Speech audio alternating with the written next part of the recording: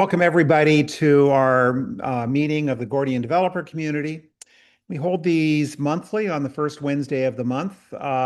Despite the little typo in the bottom of this first page, today is February 4th, 2026, I mean, it's March 24th. I did it again.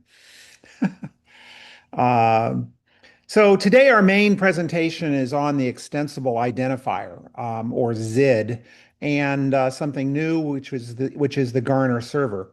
These are both technologies that we've created to better support self-sovereign identity. Who am I? Well, my name is Christopher Allen. In recent years, I've been deeply involved with the architecture of the W3C decentralized identifier, which is an international standard. But in many ways, I feel like the community has gone wrong as it's been deployed. So XIDs and Garner are really some of the tools that I've been working on to move, or at least inspire the international standard of DIDs back to their first principles. Um, what is Blockchain Commons? Well, we're a community to bring together stakeholders to collaboratively build an open and interoperable, secure and compassionate infrastructure. And we design decentralized solutions where everybody wins. We're a neutral, not-for-profit to enable people to control their own digital destiny. Now, we've been broadly focused on creating independence, privacy, resilience, and openness for digital assets. And we've had, good success in a variety of digital asset communities, in particular around wallets in these standards. But we really have not done a lot of work on identity until the last year or so, mostly because we didn't have an identity financial sponsor. But I felt like the needs were becoming so great that I had to talk about the problems of SSI more, even without funding on this topic. And that is what has led to some of this work. Now, you can, of course, help us by becoming an identity sponsor. Talk to me if you would like to become more involved in this work. And of course, many thanks to the organizations that have helped support the wider work that Blockchain Common does. Before we dive into some new tools for digital identity, I wanted to share with you about our new 2026 technology overview video. Over the last several years, Blockchain Commons has developed numerous technologies meant to improve, again, the Gordian principles of independence, privacy, resilience, and openness on the internet. But it's getting quite complicated. So this brand new 2026 technology overview video describes each of 24 different technologies, applications, and references, each in only about a minute. It really is the most comprehensive and accessible look at our entire Gordian technology stack to date. So if you're trying to explain to a colleague what our tools enable, why they should come to these meetings, why should they become and be involved, this 22-minute video is a great place to start. So let's talk about self-sovereign identity itself and how I'm trying to return to first principles with the design and architecture of XIDs. So this is likely a review for many of you, but the modern idea of self-sovereign identity was largely founded in an article I wrote in 2016 called The Path to Self-Sovereign Identity.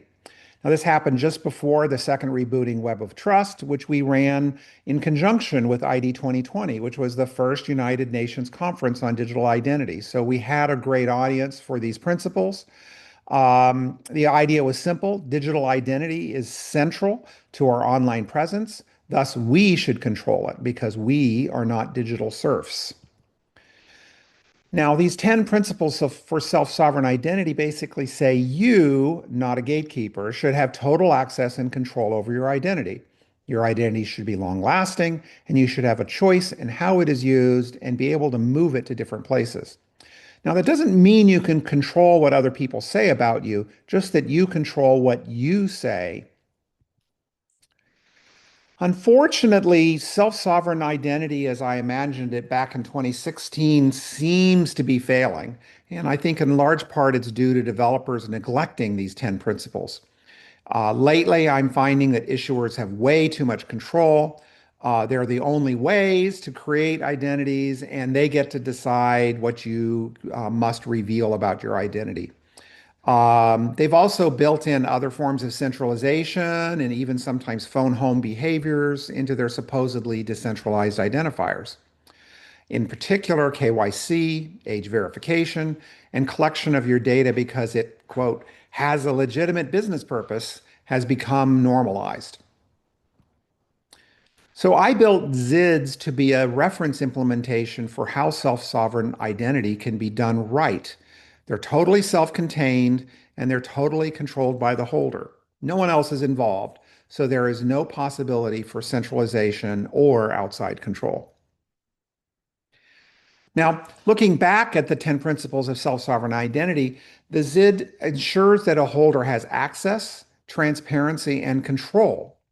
They support data minimization, and they're portable and interoperable as long as our low-level specifications and URs and envelopes are being supported.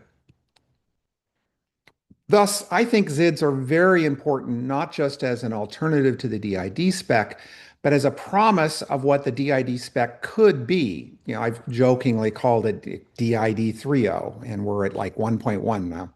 Uh, but in order to explain how this works, we've been working on a whole course called Learning XIDs from the Command Line, which right now is at learningxids.blockchaincommons.com. It follows the format of our popular Learning Bitcoin from the Command Line course. So I encourage you, if you want to learn about it, that there's a good start for it there. We'll be adding more to it as the weeks go on. So that's XIDs in a nutshell. But really, they're just a first step because there's a lot more that is necessary to ensure that self-sovereign identity truly remains self-sovereign. So, in regards to your agency and self-sovereign identity, you can control an identity, but you still need to be able to publish it when you might not be able to guarantee the infrastructure because the infrastructure might be compromised, censored, or just absent. Assuring that your self-sovereign identity can enter into a self-sovereign network was all about what this is to deal with. This requires us to rethink the internet. Now, our Learning XIDs course offers GitHub as a simple starting point. Hey, you can just publish a XID to your GitHub and you can update it as you see fit, and you can prove control of the GitHub account with registered signing keys. But it's still far from a perfect solution. GitHub is already censored in some fascist regimes, and even though it's trustworthy right now, we don't know that it'll always be in the case of a year or 10 years. This is where our newest technology comes in, Garner, which is a Tor onion service specifically built for serving identity documents in a self-sovereign way. You control what's transmitted, you prove control with key pairs, and you can't be censored unless Tor is entirely blocked. And even if Tor is blocked, Garner is just one solution we have for transmitting identity information. Take a look at our fall 2025 videos on Hubert for another way to communicate to networks without centralized gatekeepers. So Garner is really easy to use for a developer. One of the reasons why we suggested options like GitHub is because creating websites is very hard for the average user. You need to buy a DNS record, you need to manage SSL certs, and all of this before running Apache or some other complex program. Obviously, you can have some gatekeeper do this for you, but to be truly self-sovereign, that means you have to maintain it. So we really want to make that easy. So for Garner, they're just really a simple steps to make it work. First, you place the files you want to publish in a public directory on your hard drive. You install Garner, which is done through a Rust crate with a single command, which makes it an automated process. Third, you generate a key pair, something you only have to do the first time, and then you can start the Garner server with your private key. Finally, you give the private key and the file name to other people so that they can use Garner as a client to access your files. There's no DNS to set up, no SSL cert, no complex Apache configuration. It's just a directory of files and a key pair. And you can create an index file to make things even simpler. It isn't a full web server. We're not trying to reproduce that. It's a very narrow um, surface of attack, keeping it really simple. Uh, the onion address will be generated deterministically from the key that you generated. The advantage of giving out keys is that they can be used to prove ownership, but giving out addresses also makes things simpler. Other people can use Garner with the onion address or with the public key from the command line or use a Tor browser to download the files. So we really wanted to make this simple. Again, we can see how the self-sovereign principles are supported. You are in control of everything. As long as you have your keys, you can start up your Garner server anywhere, and anyone who has that public key or onion address can access it. There are no gatekeepers in your way, and thanks to the privacy of Tor, it's censorship and coercion resistant. Thus, I feel Garner is a new step in self-sovereign identity. It allows for self-sovereign networking and self-sovereign publication. So here is the trilogy of articles that define how I've looked at self-sovereign identity over the years. First, my 2016 Intro to Self-Sovereign Identity, and including the 10 principles of self-sovereign identity, and my more recent articles on how the ecosystem has failed to follow the principles of SSI, and then my most recent article, how I think XIDs can turn that around. Of course, we've got a lot more on our developer pages, including a lot of sublinks to other materials related to XIDs and Garner, our demos we did last year of Hubert for dead drop protocols, and lots of other details. So here's the QR code for the XID and the Garner pages for more info. I'm happy to take on questions on these technologies or discuss some of the underlying principles and goals of self-sovereign identity and the problems that it's facing today. Um, any questions?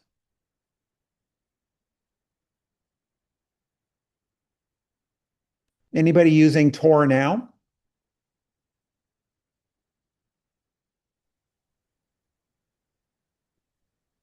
Fortunately, not really. I was gonna ask, it kind of I haven't looked at this in detail since you've kind of come out with it, Christopher, but is this similar to, I don't know, I remember something called like the magic wormhole. Is that kind of the idea where it's just a really easy way for two people to, to share the data between each other? Or is this Garner thing supposed to be like, is it going to run for days and days and days and days in case somebody's like Yeah, looking for your key or?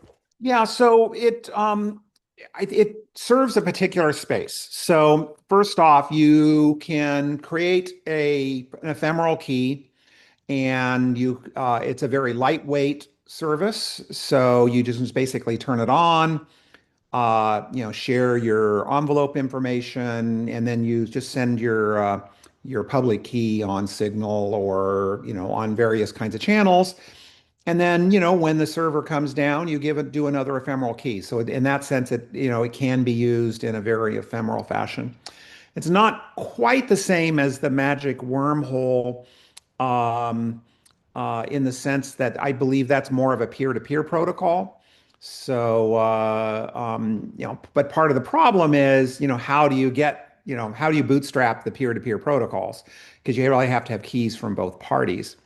Garner allows you to basically have your public key in a fashion inside an envelope, which can have all the other kinds of keys for key agreement, for verifying that you actually are the controller of the @Christopher A account on GitHub, or other different types of things, which then you can bootstrap into peer-to-peer protocols, including Hubert, which basically is a dead drop protocol where you're not ever directly talking to your peer. Instead, you're meeting in the middle and dropping off small objects to share. And basically, I think that's the ultimate in security.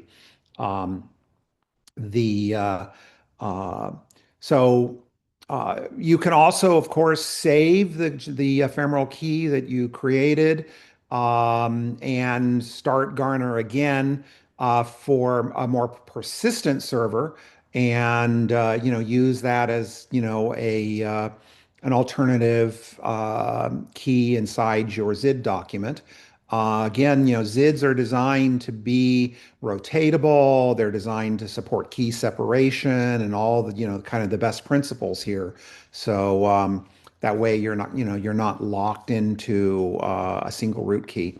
Some of this is also in response to, protocols that aren't rotatable, like uh, the um, the Noster and some of the other different types of things that kind of scare me with single keys and yeah, there's some really good things that are happening there, but you still have this problem of, oh well, I have to now choose a Noster server to be my gateway, and yeah, I can choose other servers, but then how does this server know that I'm now no longer using them and I'm using this one.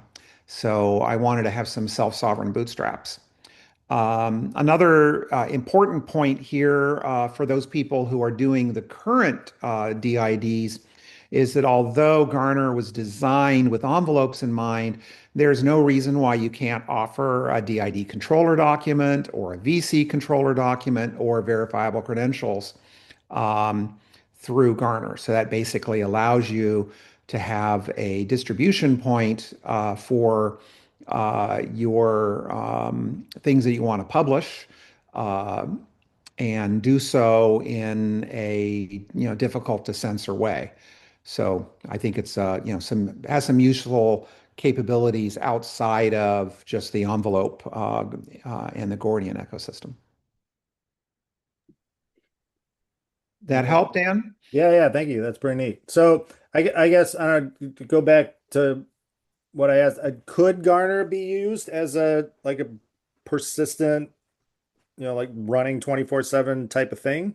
Or is Absolutely. it kind Yeah. of it's more of a command line helper tool at this point? I mean, right now, as a command line tool, you would basically push it into the background, and it'll persist until the next boot, and then you can use a Okay. All right. startup or whatever. It's very, very lightweight. I mean, my hope is that you at some point could even like run it on an Apple Watch, which has very low persistence. Um, your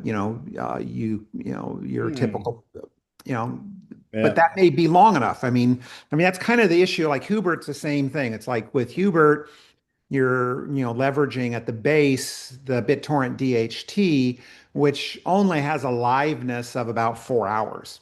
So you can pub you know you that you can do on an Apple Watch. You can basically post that. The Apple Watch basically stops knowing about the network when it's idle. Um, and it's still around for 4 more hours. You need to have a pinning service uh, in order to have it be for longer than that. And then IPFS is kind of the next notch up, where you can do something and post it, and it's up for 3, 4 days, um, which serves a different set of purposes. And you can also have slightly larger data, and you can have these be hybrid. You can have an association between these. Um, and then all of these you can pin with a service that basically offers it continuously.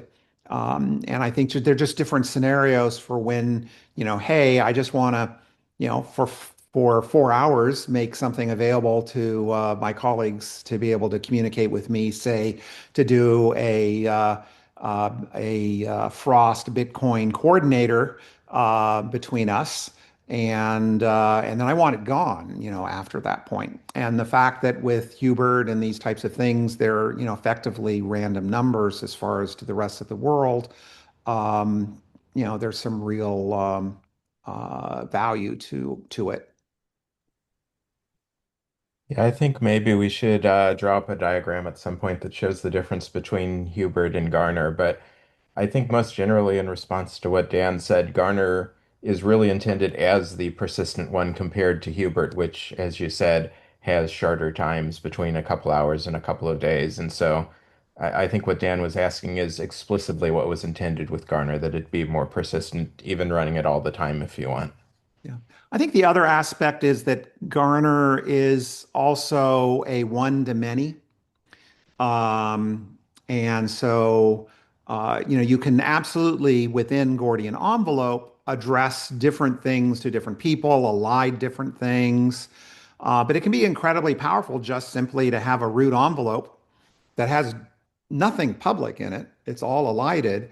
But then when you have other kinds of communications, um, you can basically just have the inclusion proof that yes, I'm making a statement, I'm entering into an interaction with you, but you want to check on any of my bona fides, go to Garner and it can basically, prove that there is that I've made a commitment to that a long time ago, and I currently have the keys because you literally cannot connect to an Onion site unless you have the keys. So I think that just offers a little bit different. Whereas Hubert tends to be at least in the current incarnation, a peer-to-peer protocol. So you have to know something about your peer, and only then can the two of you, do communicate. Yeah, thanks. That's helpful. And the Learning Zid course that Chris mentioned earlier has a lot of what he just described. Chapter 2 talks about how to make claims, and then it talks about how to make claims, elide them, and make commitments to them and let people do inclusion proofs. And then the section Christopher and I are working on right now shows how to encrypt it instead. So that shows kind of how these ZIDs can be used for all of these different possibilities that Christopher was talking about. Yeah. Also, sort of related to that is that um, you can, obviously encrypt things to specific people. So if you have their public key, you can add it into an envelope so that only they see it. So several of you are aware of the Amira use case. It became W3C community digital, was it credentials community group note, which basically talked about the use case and the flow of Amira, who is a Syrian immigrant living in Boston, working for a bank as a software engineer, and she wants to be able to participate in advocacy software, but putting her name out there is a risk, and her bank isn't particularly happy with her doing work on the side. So she needs a pseudo-anonymous identity to be able to participate in the creation of software. And so that was published in I want to say it was 2018, I think. And but it's just basically it's a use case. It doesn't have specific technology. A large part of the learning ZIDs from the command line is basically going, we can do all 15 parts of that use case, and it works.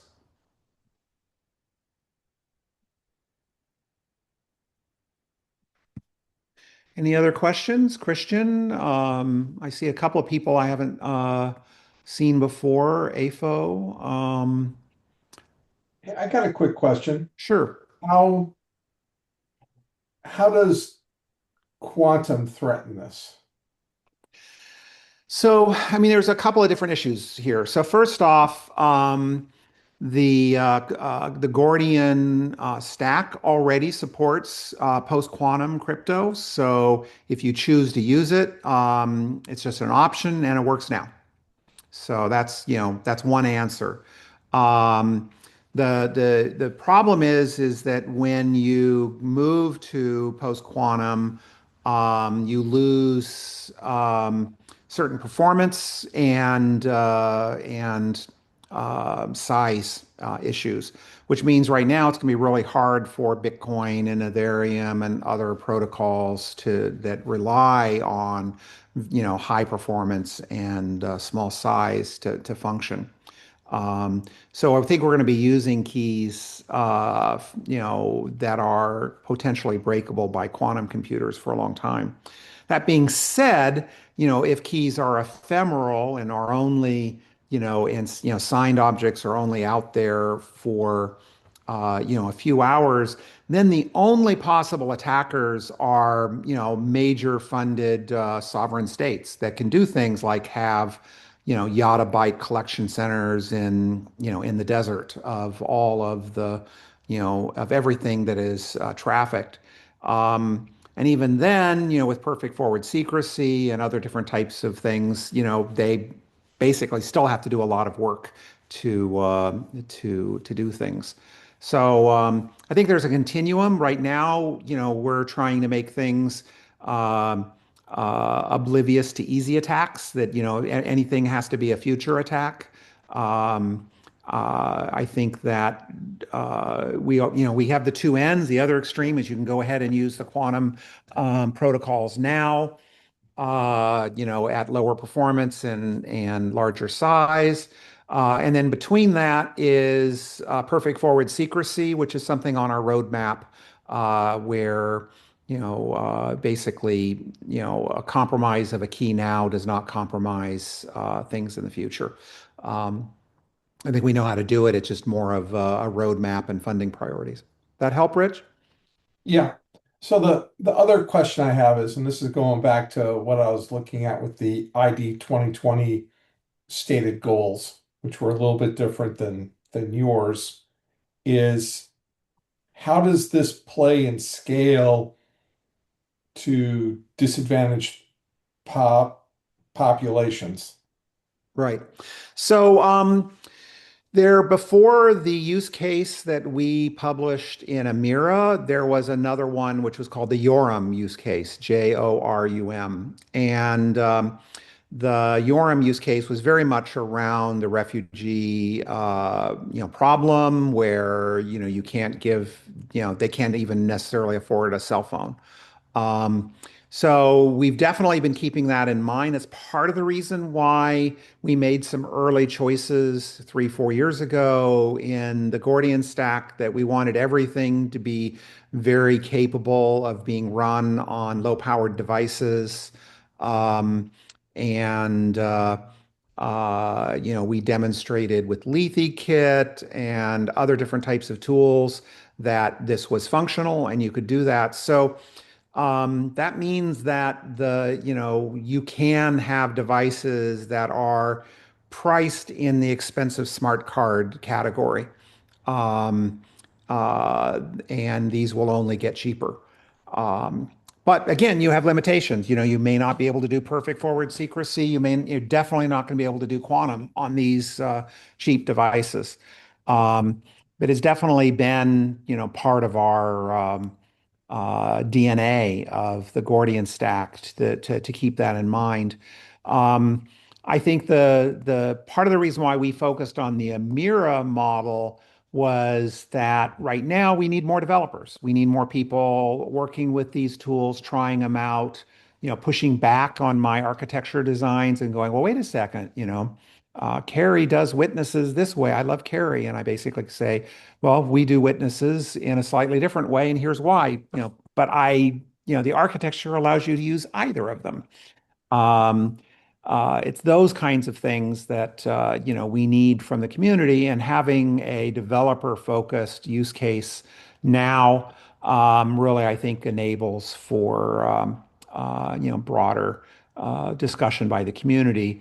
And then, hopefully, we'll be able to do things. I mean, there was one of the companies who was a longtime sponsor got bought by the Aura Ring company folk, and they were basically putting a self-sovereign key device with biometric, when you slid your ring on your hand, it would read your fingerprint and then enable like a touch ID on an iPhone. Um, and their target was $100. So maybe we'll see these types of things be available in the coming years, and we can address some of these the 10 billion problem. That help? Yep, thanks. I'd also say that, of course, one thing we should recognize is a lot of the work we do is reference. We're kind of trying to show how things could be done by people in the wider ecosystem. But one of the things we do with Envelope is we allow passwords to be stretched out to keys, which not necessarily the most secure way to do things, but it's a great way to do things if a refugee just wanted to encrypt their documents in a way that they'll be able to recover them without necessarily having a key. I think when we wrote Joram, we talked about maybe them recalling song lyrics or something which could be used, which is the same theory of, stretching that out into a key. Yeah. Well, the other thing you can do is we did at least a prototype. It needs more work and it just hasn't been a priority. But we, wrote something that basically turns the BIP 32 excuse me, the BIP 39 style root seed into a memorizable iambic pentameter poem. Mm. So we basically, I did some research on, what makes things memorable, what kinds of tricks can we do to encode that. It's larger than seed words, but much more memorizable. And lots of little things like um, avoiding words that people in other that speak other language, in particular the Asian languages, don't have a hard time pronouncing. So you could speak them over the phone or in a private signal conversation. That would be more likely. Um, Things of that nature. So yeah, in theory, you memorize the poem, you cross the river to the free side, and enter it onto your device on the other side, and boom, you've recovered your self-sovereign identity. And there's a Python prototype. Gosh, at this point, I think it's probably 7 years old for this, and it's been on my very large to-do list to finalize that and make that a formal spec.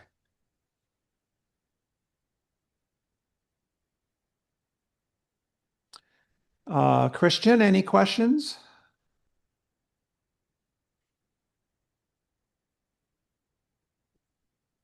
Anybody else?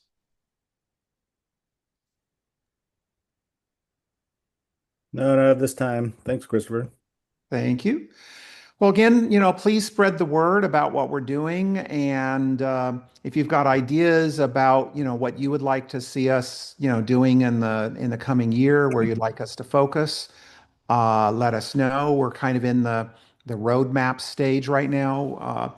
I think, we worked really hard to end 2025 with really our whole stack. I mean, that was the whole point of that video. So I think we finally can say from the bottom to the top that we have something representative in all the major categories as references and functional code.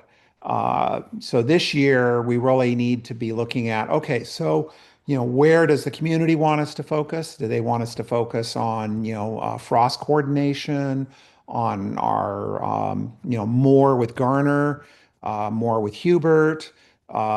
Enable, I mean, there's some proposals of figuring out how to enable uh, the elision capabilities for things like endpoints and kind of backdooring it into the DID 1.1 standard.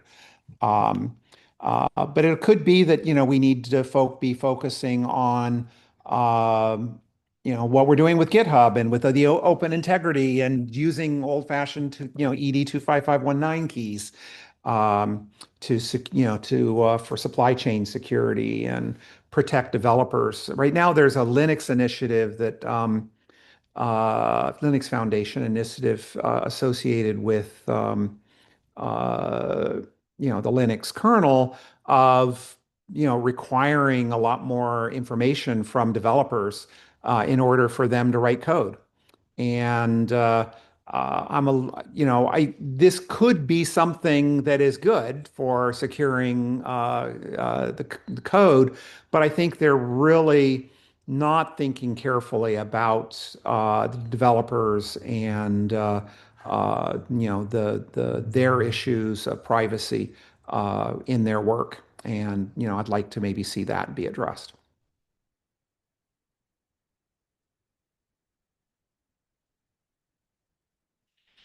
Okay, last call for questions. Okay, go ahead, Dan. Oh, I was just unmuting to say thank you and see you next time. Yeah, see you guys in a month. All right. Talk to you later. Great. Bye.